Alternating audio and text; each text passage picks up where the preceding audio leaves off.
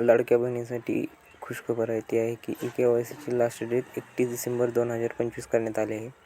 आणि ज्या लाडक्या बहिणींना वडील नाहीत, पती नाहीत, अशा लाडक्या बहिणींसाठी नवीन JR म्हणजे अपडेट करण्यात आलेला आहे. ज्या महिलांनी KYC केली आहे ती KYC करताना भाऊ किंवा बहीण किंवा घरातील इतर नातेवाईक यांचा आधार नंबर लिंक केला आहे, तर त्यांनी काय करावे? महिला व बालविकास मंत्री अदिती तटकरे यांनी माहिती दिली आहे की KYCची मुदतवाढ करण्यात आली आहे. ती मुदतवाढ 31 डिसेंबर 2025 एवढी करण्यात आली आहे. तरी घटस्फोटित महिला किंवा ज्या महिलांना पती नाहीत, वडील नाहीत, त्यांनी काय करावे?